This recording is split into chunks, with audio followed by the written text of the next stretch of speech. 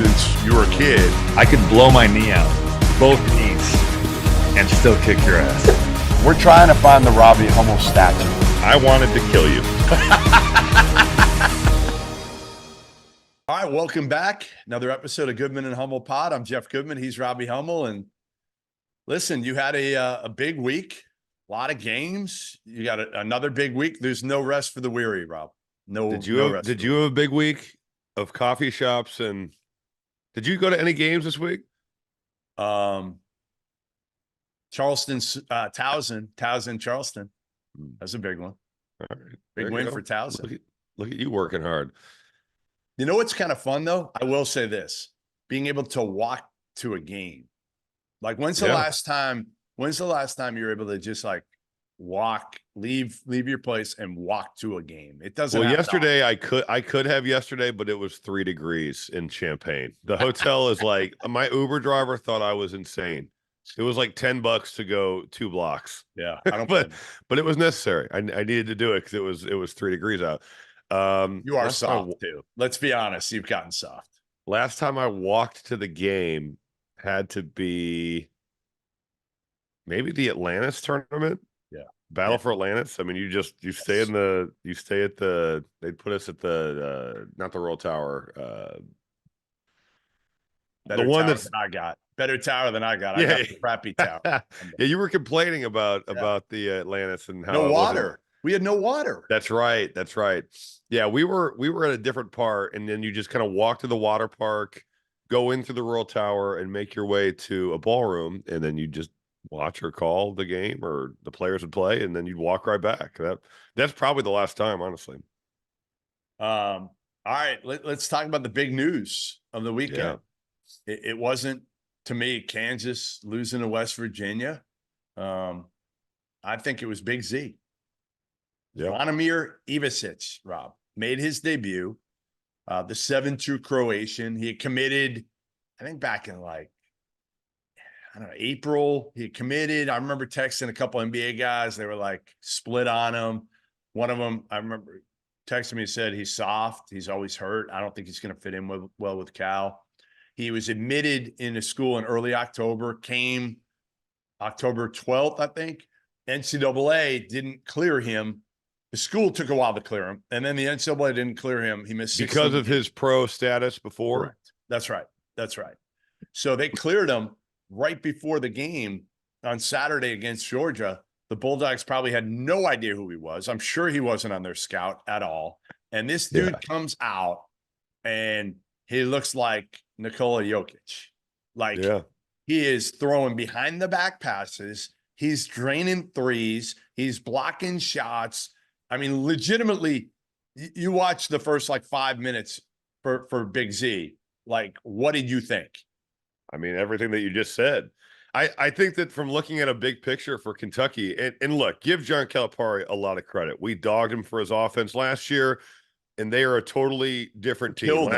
Last year, they were you were ready to force him into retirement. You were ready to force John Calipari. You were the one. I said that he needed to change his offense, and they're playing a different way. And it helps that they've got guys that can shoot, but they're shooting a good amount of threes. They play super fast. They've got guards that can go into isolation. Reed Shepard has been awesome. And now you had this guy that how tall is he? Is he 7 foot? 7'2", protects the rim. I guess the one complaint you can have about Kentucky that they did give up 90-something points to Georgia. But from an offensive standpoint, you already have some really skilled players, and now you add a super skilled 5. He did every possible thing. It's like the anti-trillion that Titus used to talk about. He got a tech. So we're going to call him the let's just deem him the anti-Titus. That's not what I'm saying. I'm saying he logged every stat possible. Assist, behind the back assist. He missed a dunk. He made a dunk. He made a couple threes. He got a tech. He blocked shots. You can see how skilled that dude is. He's 7'2". That's impressive. I mean, Kentucky, as if they needed any more help offensively. They already play fast. They don't turn it over. They shoot it. This is like a team in the NBA getting a really good pickup at the deadline. That's what this is like. That's actually true. That's true because, I thought, Rob, he missed all this time. how is a freshman, now he's 20, he's not 18, he's 20. Well, But he could. This is also one game. Like he could go 0 for his next Correct. 10. That's Like where I was going next. the expectations now are going to be through the roof for this guy. But it is impressive to have not played in a real game and come out and play the way that he did, because that's not easy to do. Yeah, I'm gonna see him tomorrow night actually at South Carolina. And You're going to the game? I'm gonna grind it out, go take a drive to Columbia. How far of a drive is that? 2 hours. 30. Oh, 2 hours. wow. Look at you. All right. Look at you. You're all impressed of it to make a 2-hour drive. I am. I'm impressed when you do anything outside of just log into Zoom and do podcasts. That's what you are these days. You're just a podcaster. You're nothing more. This is awful. You know, who was there for you when you made your return to college basketball? Who was there for you? Somebody tweeted that at us, and I wanted to be like, who gives a shit? Who gives a shit that he was there? But I didn't. Forget how quickly you forget, you know? There was no other media person. The old Jeff that I knew was at the Peach Jam. He was at the Nike Super Showcase. He was that was a hungry Jeff Goodman. Now he is well fed in many ways. I actually got a text, a DM from from Greg Doyle of the Indy Star. And this is what he texted, right? So just this is your former coworker at CBS, correct? That's right. Former coworker at CBS, now works for the Indy Star. He was at the Purdue women's game, by the way, which Purdue lost, Indiana won. Okay. So Doyle said your checks are going for tuition there. That's right. That's right. He said, "Hey man, your daughter's a chip off the old block. She's standing near the hoop for all the IU women's basketball warm-ups studying. After the game, she was in the hall afterward to meet Purdue coach Katie. How do you pronounce her Gerald? last name? You're a real pro, Katie Gerald. After the post-game media conference, she's a worker like you." See, that just means that Greg knows the old you. And it means that Talia got everything from her mom. That's what that means. That's what I think that means. That is true. That is very, very true. All right, back to Kentucky. So if I was saying to you right now, there are 3 teams you can take to win the whole thing. Would it be, well, I'm going to say it. Like, who are your 3? Who are the 3 teams you're betting your house, the Robbie Hummel mansion, on 3 teams right now that you have that can win the whole thing this year? I think I know my 3. Go ahead. Purdue, UConn, and I'll go Kentucky. Wow. Look at this. Yeah. The faith you have. I'm on the hype train. No faith in Cal a year ago. And now you're putting your house, the Hummel mansion. I just think they have so many offensive pieces that that's going to be a nightmare to guard in the NCAA tournament. So yeah, I'm with it. But do they, because their defense right now, they have so many young guys, and let's face it, Reeves and Trey Mitchell are not great defenders. Big Z, while he can block some shots, he looked completely lost at times defensively. How much does that concern you? I mean, that would be I said that earlier. That is the concern, is that their defense is what? Oh boy, 73rd, KenPom. Yeah. See? The profile to win, it's like every year for the last 15 years, everybody that wins is like top 25 in offensive and defensive efficiency. Yes. Yeah. All right. I might need to rethink this then. Yeah. I don't want you to lose. I didn't think it was 73rd. I thought it was more like in the high 30s. I think it was. I think it's slipped lately, to be honest. I think giving up 99 to Georgia or whatever they did will probably do that. That's why their KenPom overall numbers is 17. Isn't as high as what you think. Yeah, they gave 96 to Georgia, 77 Mississippi State, 92 to A&M, although that was overtime. Man, yeah, that's right. But they do score. Dang. That's a concern. That's going to be the concern. What are your thoughts on Auburn? You know, we talked to Bruce Pearl the other night, and I remember having a conversation with Bruce, and he admitted it preseason. I asked him, I'm like, what you ask everybody you talk to, you're bullshitting before the season, like, what do you think of your team? It's like, yeah, I think we're like somewhere between, like, you know, we're probably 6th in the SEC. We're probably the 6th best team in the SEC. I think part of it is, again, you say that looking at your team compared to previous teams of your own. And you're not looking around the country and saying, like, well, Arkansas isn't what I thought they were going to be. Alabama is not nearly as high powered as we thought they were going to be. Tennessee, Kentucky, are really good right now, but are there other dominant teams in the SEC? No. So Auburn's kind of slid in there without an NBA, probably without an NBA player. Like but their schedule has been pretty favorable. Like the teams that they play in the non-conference, like Notre Dame is not. That's true. Nearly as good this year. Virginia Tech has not been good this year. Indiana has not been good this year. Bruce Pearl scheduled big programs. Yeah. They just USC. You think that they're not good. No, you're right. And then you look at who they've played in SEC play. Like A&M is their best win. And they have Tyrese Radford back. Yeah. Yep. He's back. All right, that's good. I mean, they beat them. They're a good team. But then LSU, Vandy, and Ole Miss, those are probably three of the bottom 5 teams in the SEC. As you guys know by now, we've partnered with BetMGM this season. We'll be using BetMGM lines to make all of our picks, and we'll have special offers for the listeners and the viewers of the Field of 68 each and every week of the college basketball season. We have a special offer that will be available starting on Tuesday, January 9th and running through Monday, February 12th, the morning after Super Bowl 58. If you haven't signed up for BetMGM yet, in honor of the big game, you can use the bonus code FIELD158 and you'll get $158 in free bets on your first wager with BetMGM, regardless of whether or not you win that first bet. Here's how you make it work. Download the BetMGM app.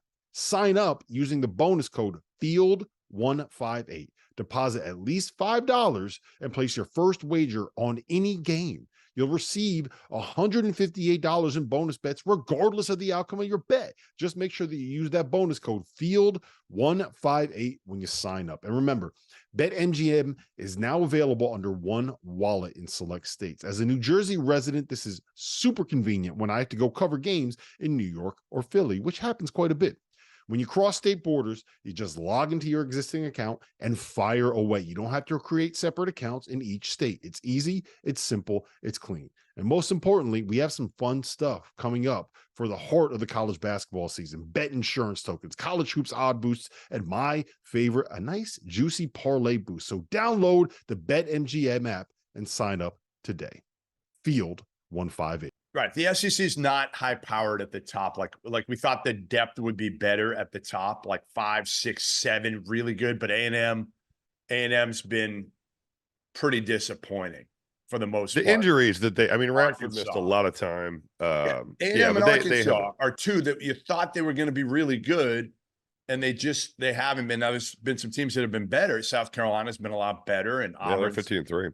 Auburn's been terrific. I think he's just done it. If you look at it, most of his players, other than Aiden Holloway and Denver Jones, have been in the program. So he didn't have now he lost a bunch of dudes in the portal that you thought were going to have a chance to be really good, that were highly touted.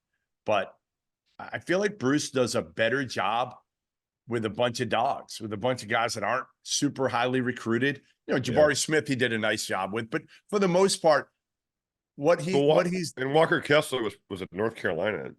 Right. Their team was pretty good with some pretty good players. All right, let's get to Terrence Shannon Jr. You were there yesterday when he made his return. I think they were 4-2 without him. They did a nice job without him. They were 4-2. Well, I call 3-2 because one of them was FDU. So I say they won 3 of 5 legitimate games. No respect to Fairleigh Dickinson from no respect for FDU right now. Not for that. But Shannon was suspended. He was able to play. A judge ruled that he's able to play for the time being while he continues to go through the legal process. And we don't know what that means. We have no idea. He might not be able to finish the season. We have no idea. He might be found innocent. He might be found guilty. It's hard. With the way the courts move, I don't think he'll be found innocent or guilty before the season ends. I think it would just be the situation changes would be, whether that's the TRO, which I think is the legal jargon for an injunction, or it's something changes with the case. Then I think that this is going to take a while. Can you talk, because I've done this before. I've been a part of broadcasts where things like this have happened, and you go on the air and especially with this one, this isn't like a clear-cut, easy one to talk about, Rob, because again, we don't know all the specifics of this. And like, it's hard. I've known, and I said this the other day, I've known Terrence Shannon Jr. for a long time. And what I can talk about are my personal experiences with Terrence Shannon Jr. And he seems like a sweet, sweet kid who's well-spoken, who's all about the team, who's gotten so much better. That's all I can speak about right now. And I have a 20-year-old daughter.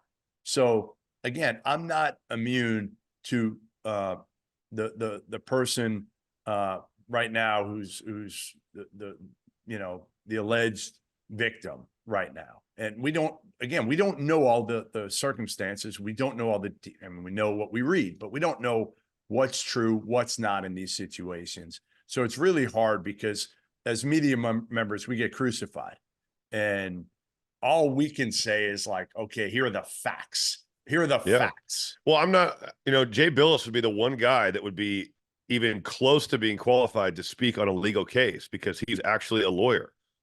I have no law background. Like you said, you can read what's out there. You can read the court report, but I think that some of that is really difficult to read just from sometimes the legal jargon can be a lot. It's a lot of, it's It's not 100 pages. Yeah, right. So Jay would be the one guy that could actually speak and have a legitimate, I don't even want to say opinion, but understanding of what everything means. So I think in your situation, when you were doing a game like this, the facts are stated, and then I can speak about what his return means to the team. I can speak about how it's difficult to play or shoot well when you haven't played, it's a very hard and kind of strange situation to find yourself in because it is. You just don't know. You don't know what happened. I don't want to be, you don't want to be insensitive to the person that is accusing him of this. Right.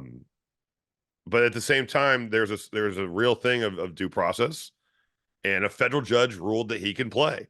Illinois went through their protocols and they suspended him, and that process played out. I guess their system worked, you could say, where they put him in a suspension, and then a federal judge said, no, you can't do that. So that's what the facts are. And it was interesting. Yeah. What was all right. So before the impact of Terrence Shannon Jr. coming back, tell me what the atmosphere was like in there. I mean, he got like a big ovation when he checked in.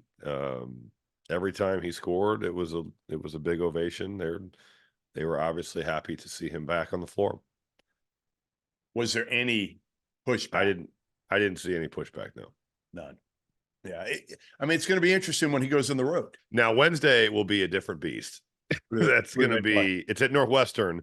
There will be a lot of Illinois fans there, but that's a pretty good student section that Chris Collins has, I guess, formed over the last couple of years. It used to be that place was like a neutral or even away game at sometimes for Northwestern. That won't be the case. It will be really hard. And when he goes into some of the other like if he was not that this is good, this is not a good thing, but when he goes to like Michigan State or some of these like really big places, I cannot imagine what that's going to be like. It's going to be a lot. Yeah, that's my biggest concern with him. Obviously, he didn't make shots early yesterday. He's still probably, obviously you got to get your legs back, your timing back, all that. But right out of the gates, he had 2 assists that were terrific. He's a tank in transition. I mean, he has the burst and the power that I don't know if anybody else has in college basketball. I agree. He is deep. Like I keep coming back to, I haven't seen anybody that reminds, and D Brown did not have the power of Terrence Shannon, but the speed and just the ability to be like the one man fast break. That was what D got hyped on, and he should have, because he was amazing at it. Terrence Shannon is like getting the ball, putting his head down, and just going through guys. I mean, it's just, you cannot stop him in transition. It's really incredible. He's the one guy, Rob. Like, you look around the country and a lot of guys, like even, Purdue, let's say Purdue, for example, they don't have a dude you can just give the ball to and just say, hey, go make a play in the half court. Like, Terrence Shannon has that ability right now. Well, they don't run anything for him. They don't need to. They put They him in don't pick need and to. roll. They Right. they get him in transition. They don't have to. Nope. So, I think he's a really, really good player. There's a reason he was playing like a first team All-American, and the physical tools he possesses are unique to, I think, Terrence Shannon in college basketball this year.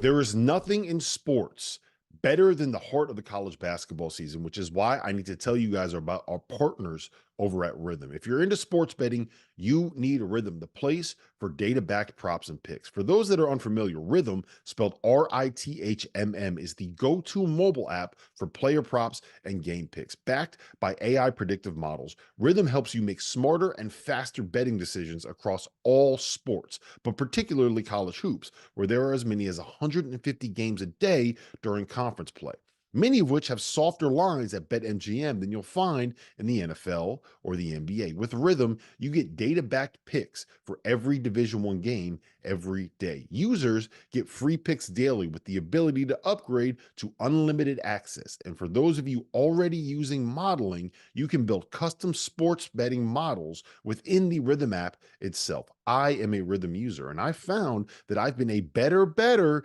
when I focus on lines where my gut and Rhythm's modeling are aligned. When I think UConn can cover on the road against Butler and Rhythm backs that up, we fire. But Rhythm also helps lead you to plays that you didn't know you needed to make. Like, for example, when the data says bet the over in UMass Lowell versus New Hampshire because you have a 61% edge on that line, you bet the over and you bink. So if you want to increase your edge and win more bets, go to the link in the description below and download Rhythm today. That's RITHMM, the place for data-backed props and picks. Can Illinois, with Terrence Shannon Jr. back now and having time back with him, can they be a Final Four team? Like, are they your number four? Like if I did your power rankings there, and you picked the Kentucky as your My third. Kentucky pick is waffling, but I'll stay with it for the. I didn't realize their defense was For the sake of the show. thought For the of. sake of the show, you have to stay with it. That's But fine. I'll stay with Kentucky. is Illinois right there? Is I guess what I'm saying. Are they? Yeah, Could I they mean, be with your Shannon third or back, fourth? they were a good team without him. I think that they can be a Final Four team with him. Now, does he play the rest of the year?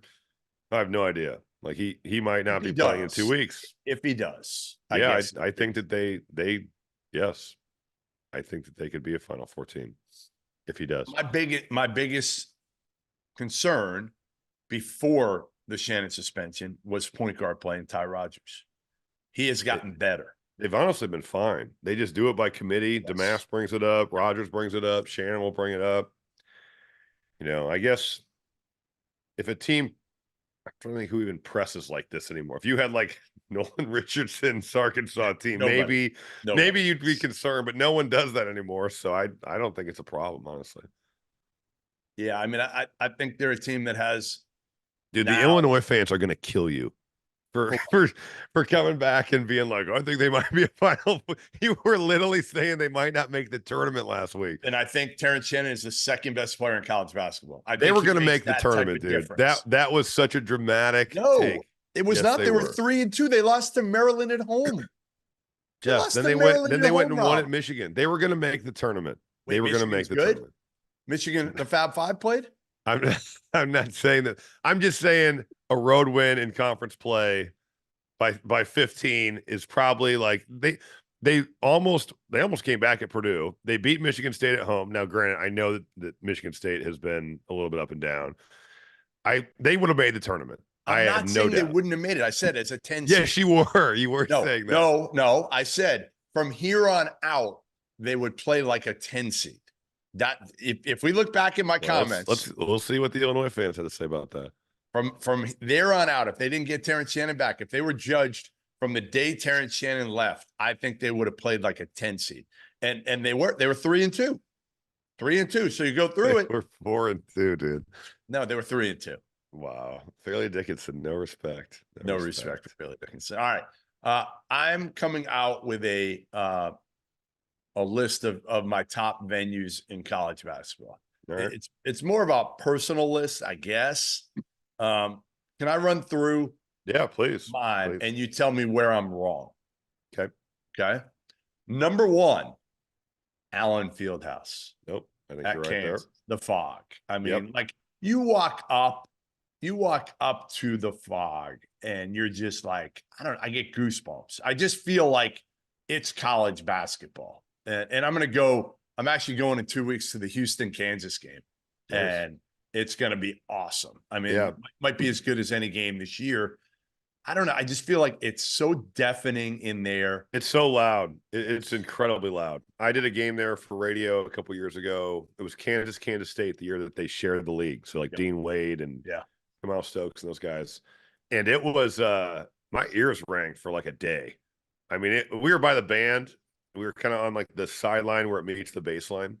And the band was right there, but it was incredible. The atmosphere. And look, Kansas doesn't need any help with the juice anyway. But then when both teams are that good, it was awesome. I was blown away. I am totally fine with Allen Fieldhouse being your number one. Cameron Indoor Stadium is 2 for me. Totally different than Kansas. Small. I love it. For me, the press seats are so good. They're right there, and again, you have students on top of me. Like literally, I can't move my chair.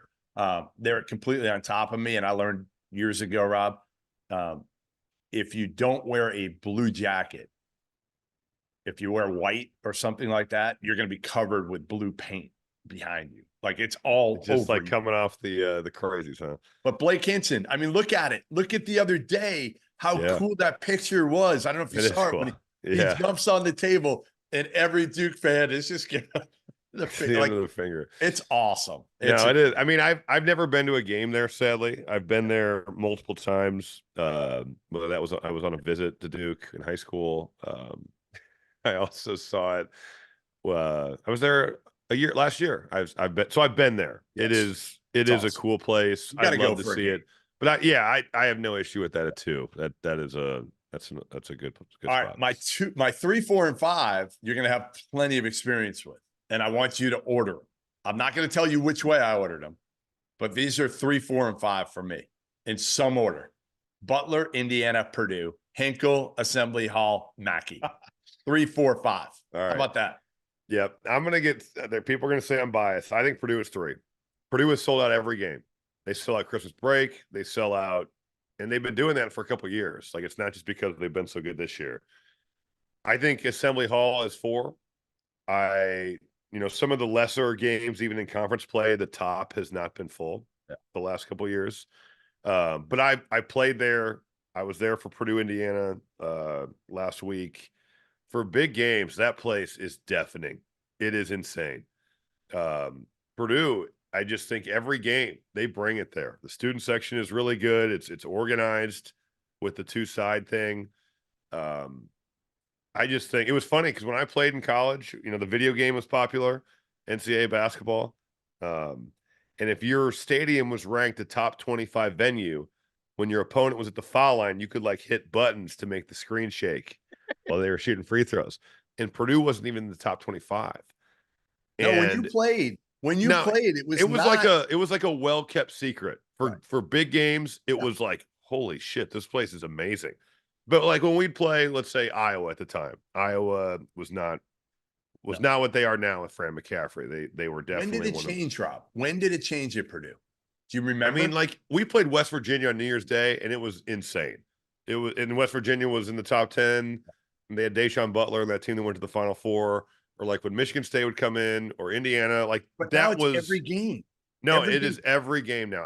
I would think like in the last 5 or 6 years, it's become an always elite venue. Yeah. And then I would put, I guess, Hinkle 5, but Hinkle's cool. The nostalgia. I like it. Yeah. You just get they filmed Hoosiers there. Right. I wouldn't put Hinkle would not be my number 5. I disagree. But I think there's I have Mackey 3, I have Assembly Hall 4, I have Hinkle 5. Is there another place that you would put in the top 5? I mean, the Breslin Center I think the Breslin Center is better than Hinkle. I've heard the Pit is so cool. Yeah. I've heard the Pit is so good. The Big 12's got some other. I mean, like I haven't been to the new Texas place or the new Baylor place, so I can't speak. All right. Speaking of Texas, we've got our top 5. you want to read the rest on the messenger, I'll have that up tomorrow. It's actually my top 20. I went 20 deep. I want to get your thoughts before we finish the show of Rodney Terry and his comments last week after the horns down. Yeah, the horns down. Central Florida beats them, and their players all throw the horns down. And Rodney Terry. Were they doing it like to the players in the handshake line, or what were they doing? Just walking off the floor celebrating doing before they got in the handshake line. Oh, they were all doing it after they won the game. I mean, you're UCF, you just beat Texas. Rodney Terry was like distraught and telling them in the handshake line. And then I saw the video of him celebrating their win. Yes. Over Yeah, Baylor. it's just not a good look, dude. Let the kids be excited. Right. If they were going up in the handshake line and like literally like horns downing it to your players' faces, fine. They were not. Like have some class about it, I suppose. But if they're just doing it to the crowd, man, you do horns up all the time when you guys win. It's just a bad look for him. And I really like Rodney Terry. I was around him a lot for the NCAA tournament last year. He's a good guy. Yes. I thought he did a good job with the team last year. I know this year has not gone nearly as well, but yeah, that's and then you're jumping up and down. Who'd they beat? They beat somebody. Baylor. Because it wasn't his quote after the UCF game, like you got to act like you've been there before. Yes. But then he's like literally jumping up and down. Yeah, it's not good. Not good for Rodney Terry there. Vaulted is an app that allows you to participate in daily cash prize pools without an entry fee. It is the place that you can store your own predictions forever. And by using the Vaulted Challenge feature, you can prove you're smarter than your friends like John Fanta and your enemies like Jeff Goodman. Go download the Vaulted app. That's VLTED to challenge your friends, store your predictions, and join daily cash prize pools without an entry fee. If you look at it right there on the screen, it says that my Vaulted Challenge is that North Carolina can get to a Final Four. And I still think that's what it is. And Goodman, you already said that you're going to basically agree with me on this point. I did not say I agree with you about anything, okay? Well, listen, here's the thing. So, okay. Well, here's the thing. I think that if you look at the way that teams are built, right, assuming that UConn gets Donovan Clingan back, I mean, I think that if you look at UConn and you look at UNC, those are two of the top 4 teams right now. I think UNC belongs to be in that conversation with the likes of UConn, with the likes of Purdue, with the likes of whoever you want to put up there, right, as the biggest threat to go out and win a national title. It's wild to me that we're at this point. I don't think I would have thought that even 3 weeks ago. It's incredible what this team has done over the course of the last month to be able to improve. Give me an example of the most disrespectful way somebody acted when they beat Purdue, when you were on Purdue. Was there something that a team did when you played or a player did that you were like, that's just bullshit? Not that I can recall. Everybody in the Big Ten, everybody knew each other kind of from playing AU, I feel like. So it was never that bad. I watched a teammate of mine stomp on the state of Indiana at Assembly Hall, and the place went berserk after we beat them there. Who did that?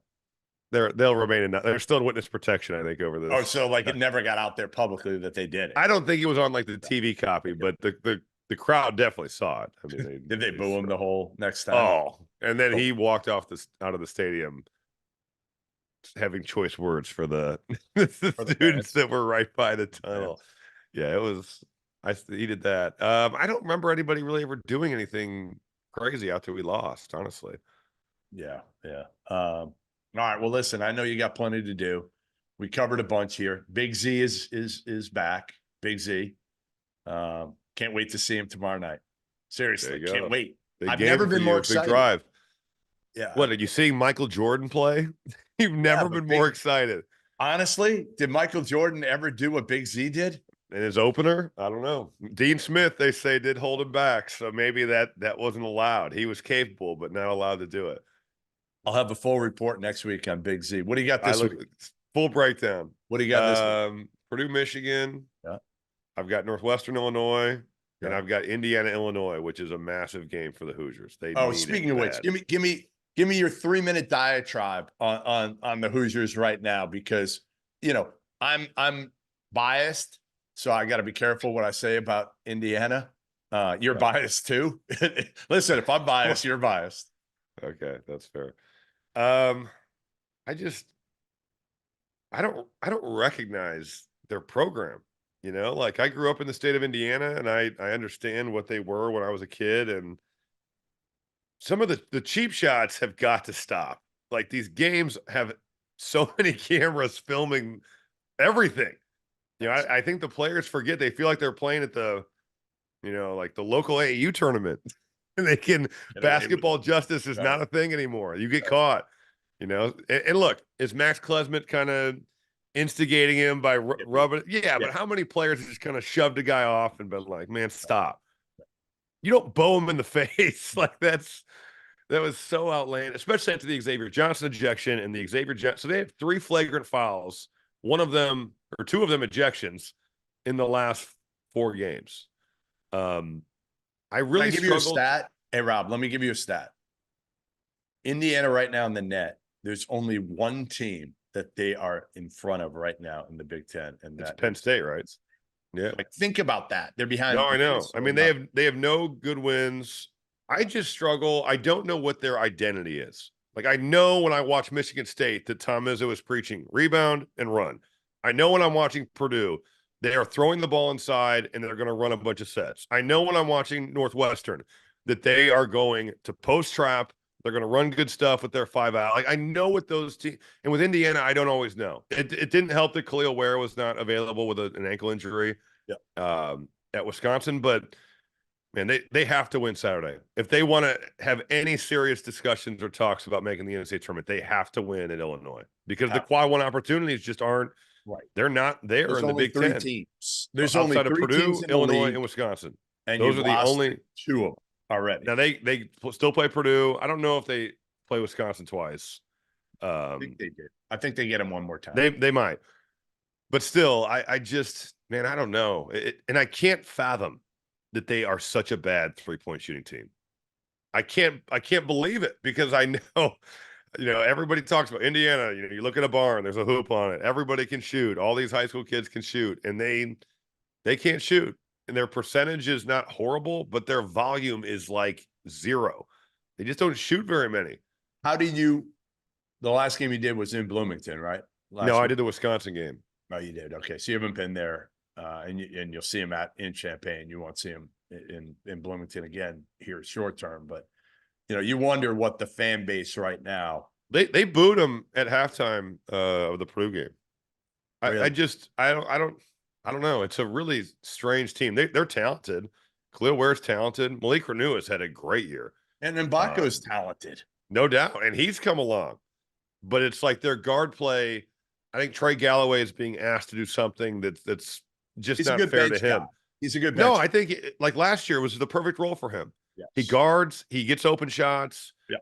Now with Xavier Johnson has got to play better. Yep. They're not going to be good if he is what he's been. And they put all their eggs in that basket. That's the problem. They put all their and like Gabe Cupps does some good things, but they're asking too much of him too.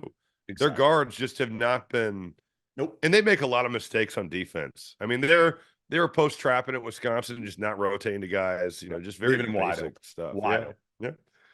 Just not doing what they're supposed to do. All right, big week for you. You only have, I'm gonna make you feel better. I believe 11 more weeks until golf season starts, Rob. Yes, let's go. 11 more from today, and I think 11 weeks from tomorrow. My guess is you'll be out in the course. I'm gonna probably, last year I played at the Final Four. I played Tiger Woods course down in Houston. Phoenix. So there's some good ones in Phoenix. Away. So yeah, you'll slip. I might try to slip away from some field of 68 responsibilities that I'm going to get shoved on me.